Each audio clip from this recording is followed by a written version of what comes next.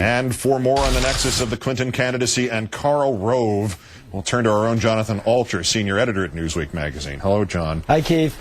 Senator Clinton citing Mr. Rove's electability analysis while she was in Kentucky today. President Clinton cited Rove's so-called research in Oregon over the weekend.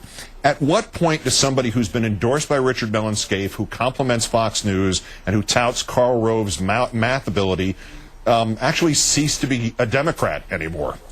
Well, I think that this is mostly just amusing to the ears of Democrats. It's kind of like saying, well, Attila the Hun likes my chances. You know, Richard Nixon likes my chances.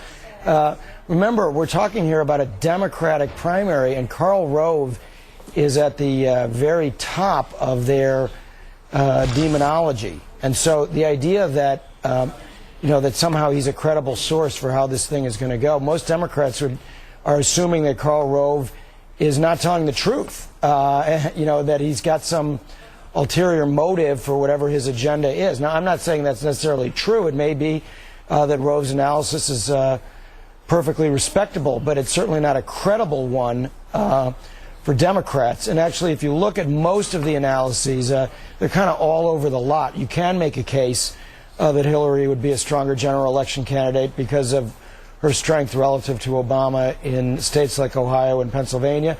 But you can also make a case that Obama puts states into play that Hillary wouldn't, like Colorado and Virginia, and could do just fine in holding Ohio and Pennsylvania. So there's a lot of ways to slice the salami. Karl Rove's is not the definitive one. But let's take Senator Clinton's position here. They're giving him the benefit of the doubt. There's something else in this, which is the quote, you are entitled to your math and I'm entitled to the math. That was to NPR in the weeks before the '06 midterms, and his math was all wrong. Yeah. He flunked math. Why quote him when he was so, never mind whether he's lying, he was wrong. Yeah, well, also, I mean, this is the main political advisor to the least popular president in modern history, maybe of all time, since they didn't have polling in the old days.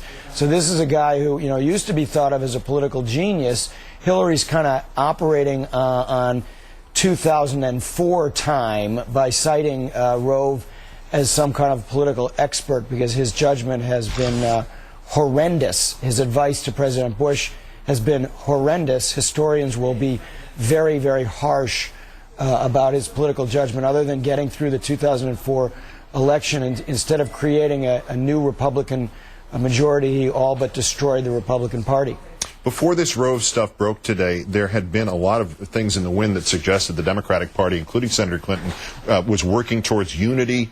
The TalkingPointsMemo.com had this story that Al Gore was set to do a major fundraiser uniting Obama and Clinton donors at the end of the month. There had been that rumor about Howard Dean meeting with big fundraisers from both camps about a month ago. Over the weekend, the candidates were pretty much praising each other.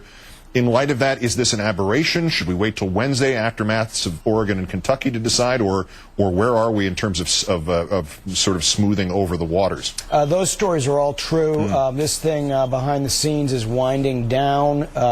When you see Clinton supporters, they tend to be big players. They tend to be kind of sad about the whole thing, sad for the Clintons, but they're still in reality land and want to give the Clintons a chance to kind of process their feelings. It's very, very hard to lose, and I think on some level you can give Hillary a break on this kind of thing, this kind of comment today, saying that she's won the popular vote, which is not true.